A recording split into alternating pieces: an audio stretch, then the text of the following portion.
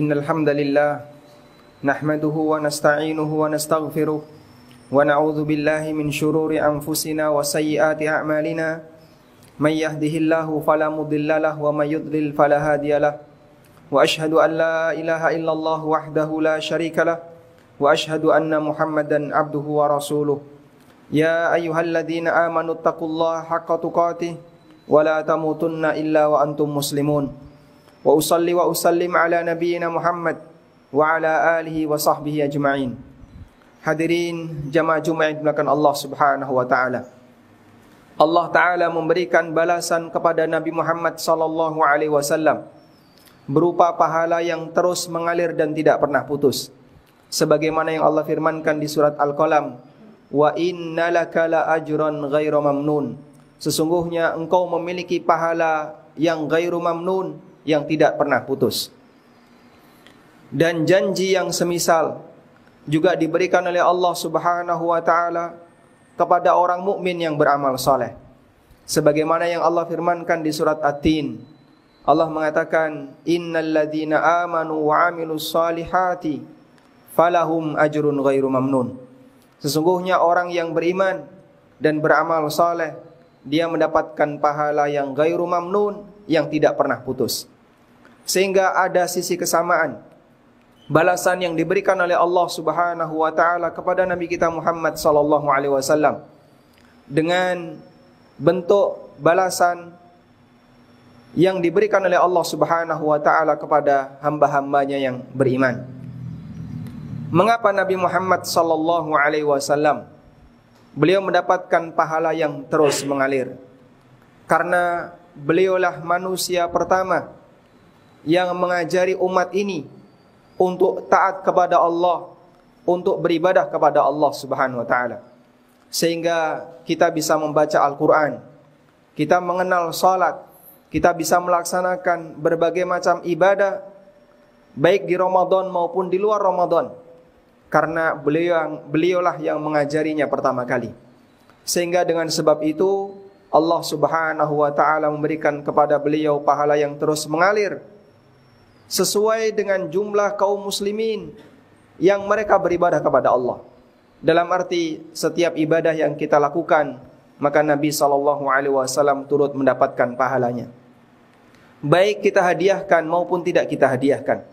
Sehingga sekalipun seorang membaca surat Al-Fatihah, meskipun tidak dihadiahkan untuk Nabi sallallahu alaihi wasallam, otomatis Nabi Muhammad sallallahu alaihi wasallam turut mendapatkan pahalanya. Allah Subhanahu wa taala berfirman di surat Yasin, "Inna nahnu nuhyil mauta wa naktubu ma qaddamu wa atharahum wa kulla syai'in ahsaynahu fi imamin mubin." Sesungguhnya kamilah yang menghidupkan sesuatu yang telah mati. Wa naktubu ma qaddamu, dan kami mencatat amal yang telah mereka kerjakan. Wa atharahum, demikian pula dampaknya. Sehingga ketika orang beramal dan dari amalnya mendapatkan dampak kebaikan, maka Allah memberikan pahala untuk amalnya berikut dampak kebaikannya. Dan sebaliknya ketika orang melakukan keburukan dan memberikan dampak buruk kepada yang lainnya, maka Allah memberikan dosa baginya dan juga dosa dari dampak buruknya. Semoga kita dimudahkan oleh Allah Subhanahu wa taala untuk bisa menjadi orang yang pionir dalam kebaikan, sehingga kita bisa mendapatkan pahala yang terus mengalir. Pahala disebabkan karena pengaruh baik dari amal yang kita kerjakan. Demikian sebagai khutbah yang pertama, aqulu qouli hadza wa astaghfirullah.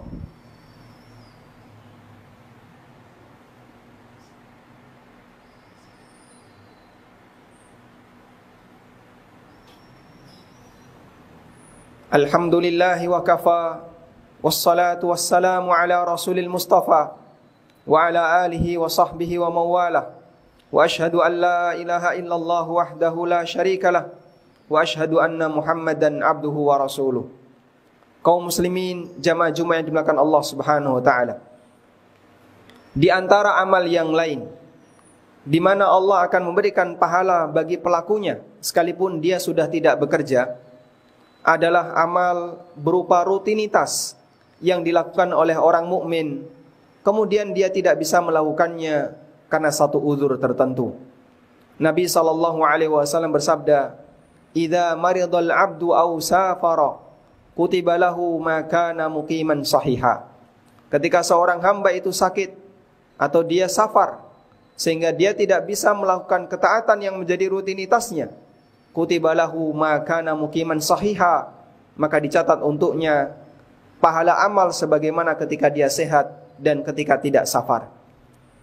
Sehingga ketika ada seorang mukmin, dia memiliki kebiasaan puasa sunnah Senin Kemis, atau sholat lail, atau membaca Al-Quran, termasuk juga hadir kajian, datang jamaah di masjid, dan seterusnya.